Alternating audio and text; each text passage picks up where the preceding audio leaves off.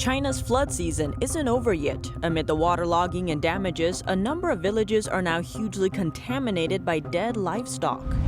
The U.S. Navy holds massive military exercises spanning 2/3 of the world. That's as the Army cooperates a drill in Southeast Asia with Indonesia. 4 Indian warships are marching towards the South China Sea to meet 2 more from Germany. It's their first deployment in almost 2 decades. More people are fleeing China. Numbers of Chinese asylum seekers reach record heights, with many taking refuge in democratic nations. And China violates its Phase 1 trade deal with the U.S. Beijing quietly ordered its state-owned companies to buy certain items locally, including those that China promised to buy more of from the U.S.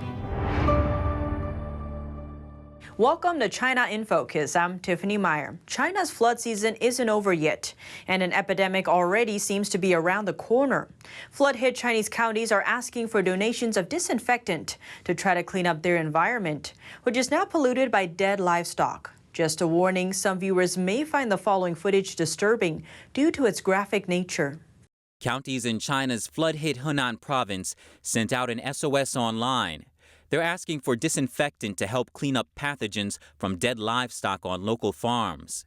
In Weishe County, more than 150,000 rotting carcasses remain in the water after floods hit weeks ago. Many fear it could trigger a potential outbreak of contagious diseases. The smell is terrible. County villager Wang Shi told the Epoch Times the locals clearing the rotting carcasses were choking on the odor. To protect his identity, we gave him a pseudonym. The government will send dozens of rescuers after our village chief strongly requested it, but it's already too late to salvage the dead livestock now. The widespread floods destroyed thousands of livestock farms across the province, as well as the locals' livelihoods. More than 1 million animals died. In many villages, dead pigs are seen lying, bloated in the water.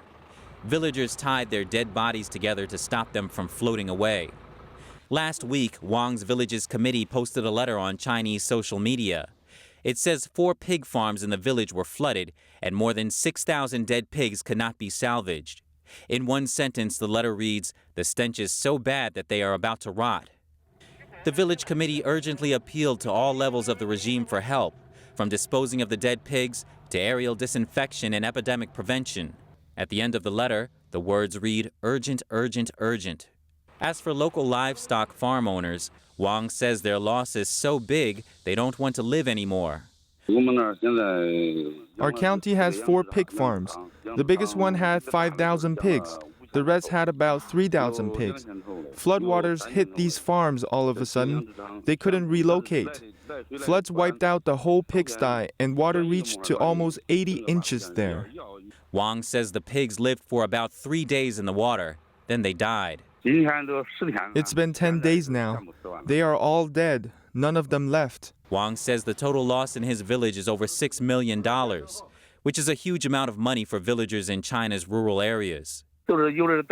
We borrowed millions of dollars to raise those pigs, and it's all wasted. We can't even survive. So far, the local government has not said whether it will provide financial compensation to the victims. Local authorities in a northern Chinese city dug open a river levee, releasing floodwater from the river. Local residents tried to stop it and clashed with police.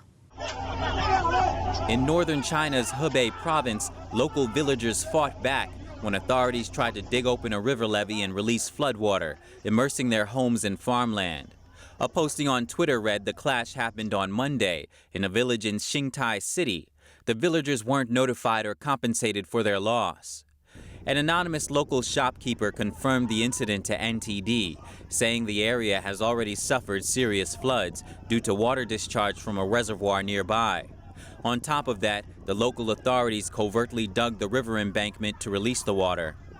That aroused the villagers' outrage even more. To protect his identity, we distorted this shopkeeper's voice.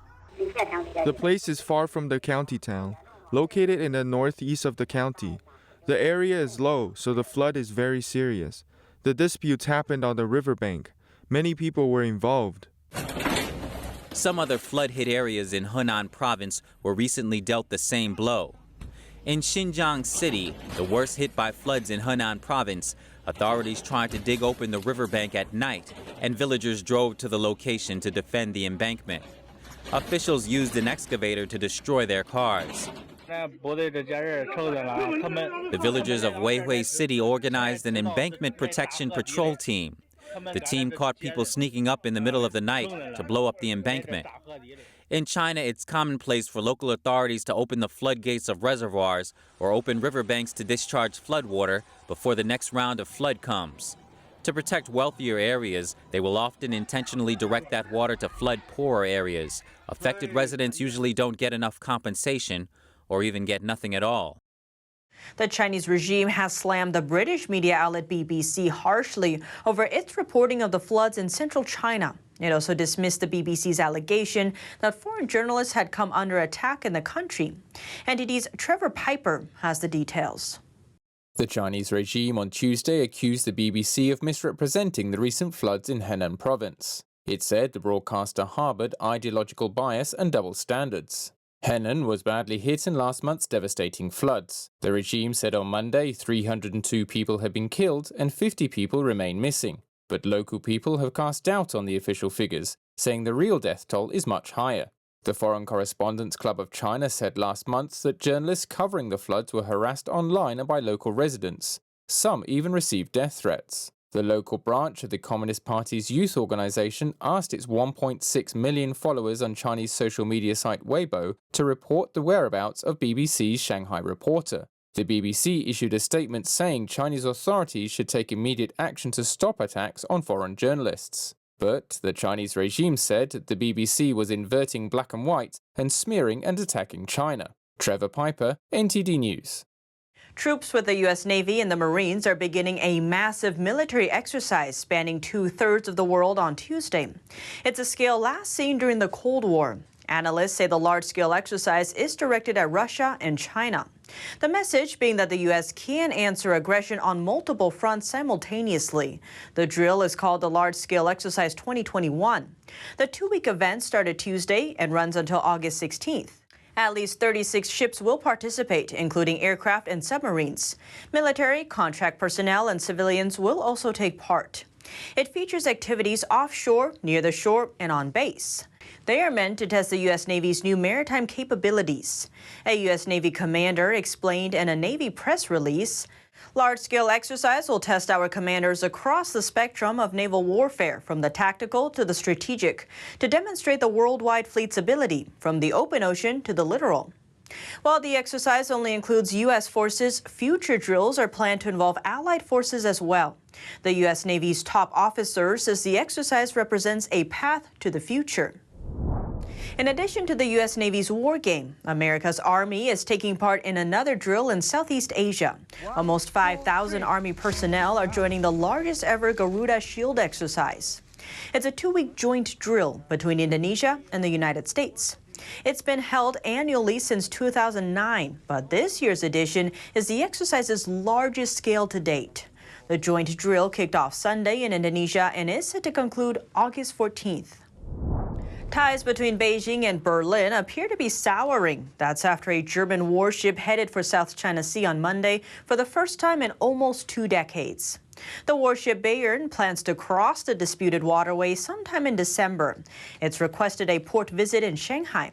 But China's foreign ministry says the request will not be considered without more information, and that Berlin either has to clarify its intentions for sending the warship through the South China Sea or forget about the Shanghai visit. Beijing claims swaths of the South China Sea as part of Chinese territory. A number of democratic nations have expanded their military presence in the region to counter Beijing's influence there.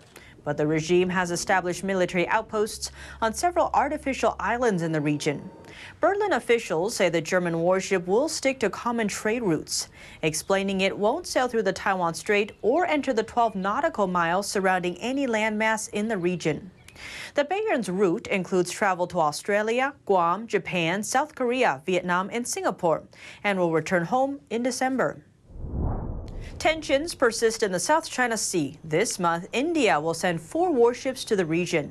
They will undergo a 2-month mission that includes participating in military exercises. Officials said on Wednesday that they will be working with allies to ensure order in the maritime region. The ships will also take part in joint military exercises involving the U.S., Japan, and Australia off the coast of Guam. These 4 countries make up what is known as the Quad. It's an alliance aimed at maintaining peace in the Indo-Pacific, including countering an assertive China.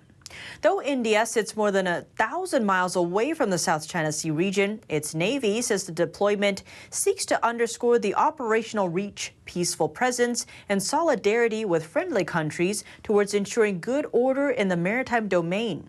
The 4 Indian ships include missile destroyers and missile frigates. They will also be sailing through Southeast Asia and the Western Pacific. The deployment comes on the heels of a similar move by the UK Navy. Last month, British aircraft carriers transited through the South China Sea on its way to undertake military exercises. China condemned the move. Vice President Kamala Harris will visit Southeast Asia later this month. She aims to bolster U.S. engagement in an effort to counter the Chinese Communist regime's growing global influence. Harris is headed to Singapore and Vietnam. The Deputy National Security Advisor said the vice president will emphasize the Biden administration's commitment to a free and open Indo-Pacific region, with a focus on reinforcing regional security in the area. It will mark Harris's 2nd foreign trip and 1st trip overseas as vice president. It also makes her the first U.S. vice president to visit Vietnam. She plans to stay in Asia for about a week in August. It's a longer trip than her 2-day tour through Guatemala and Mexico in June. The president has sent some of his top cabinet officials to Asia to show support for U.S. allies and counter aggression by the Chinese regime in the region. The number of Chinese asylum seekers worldwide is reaching record highs. Chinese citizens seeking refuge in 2020 increased 7-fold compared to 2012. It's a possible sign that China's human rights situation has deteriorated over the years. NTD's Don Ma has more. The number of Chinese citizens seeking asylum overseas has increased over 600% from 2012 to 2020. That's according to data from the UN High Commissioner for Refugees. In that time, over 600,000 have applied for asylum. Many are fleeing China as a result of the Chinese regime's oppression. About 70% of asylum seekers sought refuge in the U.S. in 2020. Many people travel overseas on tourist or business visas, and after arriving, they apply for refugee status.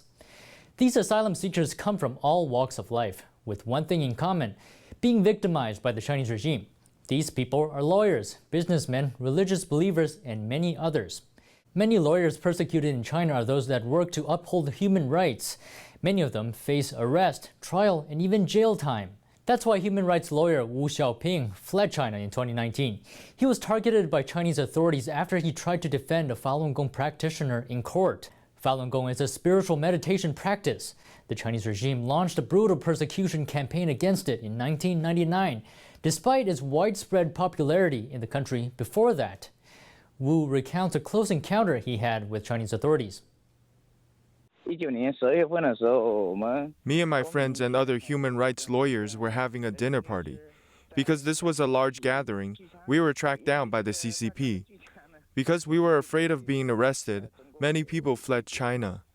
We also spoke with another refugee about his story. He worked as a businessman in Shanghai and was targeted for attending an underground church. That's referring to a house of worship that doesn't conform to China's state-sanctioned church requirements. We established an underground church in Shanghai. This isn't allowed by the CCP. They started arresting people. I managed to escape. At the time, I had a 10-year visa. I bought a $1,500 plane ticket and came to the U.S. The Chinese regime may have taken notice of the growing demand for asylum and could be trying to remedy the situation. According to reports, authorities are issuing 98% fewer Chinese passports to its citizens compared to just 2 years ago. Don Ma, NTD News.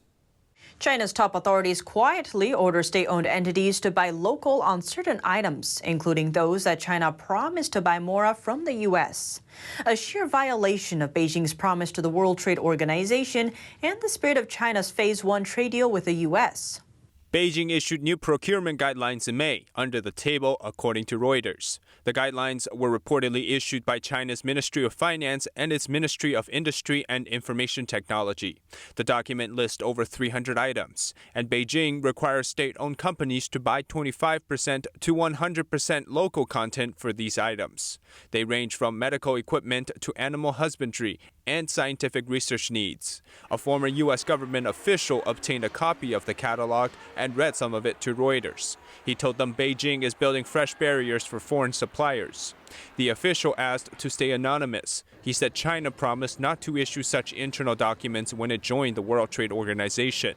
The document also violates the U.S.-China Phase 1 trade deal from 2020. For example, China agreed to buy more medical devices from the U.S. under the terms of the deal, and now Beijing is requiring hospitals to buy local. The official says they need to reduce barriers, not create new ones.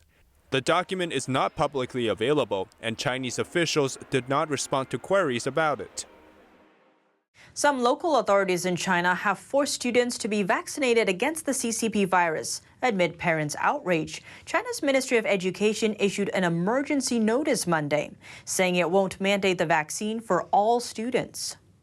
After Chinese authorities approved the emergency vaccination of children between the ages of 3 and 17 in mid-July, some provinces have required all students to get fully vaccinated during the summer vacation. A county in Hebei province even announced that unvaccinated students wouldn't be admitted to school in the fall. According to a report by Hong Kong news outlet Singtao Daily, some parents were worried, saying they wouldn't know what to do if the vaccine brought severe consequences to their only child. They questioned why the authorities wanted to vaccinate children in such a rush when the data from Phase 3 clinical trials isn't complete. Another parent's statement went viral on Chinese social media. It said he was determined not to have his child vaccinated. If his child couldn't be admitted to school or college because of that, he would find each of those who issued the orders and notices and resolutely hold them accountable. A resident in Henan province disclosed the mandate for the vaccine in local middle schools. She claimed that many adults who had taken the CCP virus vaccine had problems and questioned the move to vaccinate children. Middle school students in Puyang City are forced to vaccinate. If something happens, who takes the responsibility? A school is a place for education. What qualifications do they have to get involved in medical care? There are also people questioning the efficacy of the Chinese-made vaccines. People don't want to be vaccinated. No one wants to be a lab mouse. 35 people who were infected with the virus in Nanjing City had been fully vaccinated. That was a big blow to the people's confidence in vaccines. Don't take Chinese-made vaccines. According to Chinese state media, most of the confirmed cases in Nanjing now are fully vaccinated. A lengthy legal battle running more than 2 years finally reaches a crucial stage. That's over the extradition case for the Chinese company Huawei's chief financial officer, Meng Wanzhou. She is returning to a Canadian courtroom on Wednesday for final hearings over whether to send her to the U.S. Meng Wanzhou was arrested at Vancouver Airport on a U.S. warrant in 2018. She has faced bank fraud charges, particularly in misleading a British bank over her company's business dealings in Iran, which was subject to U.S. sanctions. Her case has raised intense discussions between the U.S. and China, and her arrest caused a chill in relations between China and Canada. Beijing has since detained 2 Canadians, Michael Spavor, a businessman, and Michael Kovrig, a former diplomat. Canada repeatedly pressed the U.S. for help in pressuring China to release the men. Meng's hearing is expected to continue until August 20th. A decision is widely expected in the fall. Huawei did not immediately respond to a request for comment. Chinese e-commerce giant Alibaba missed forecasts in the first quarter. Its revenue fell short of estimates for the first time in over 2 years. It was hit by growing competition from smaller rivals like JD.com. At the same time, a regulatory crackdown by the Chinese regime continues to weigh on the firm. Alibaba has become one of the main targets of that crackdown. Late last year, Chinese regulators halted a planned $37 billion IPO of Ant Group, the fintech affiliate of Alibaba. During an earnings call on Tuesday, Alibaba CEO said the company would continue to monitor the impact of regulatory changes. South Korea's Badminton Association pursued a formal complaint with the World Badminton Federation on Tuesday. Their complaint is against a Chinese Olympian for swearing during a match. Chen Xingchen reportedly embarrassed the translator during the 2020 Tokyo Olympics. During the women's doubles with the South Korean team, she was heard repeatedly yelling in Chinese something like the F word. South Korean media said the Korea Badminton Association lodged its objection with the Badminton World Federation. Many Chinese people try to justify Chen's profanities, but strong criticism grew in Hong Kong and Taiwan.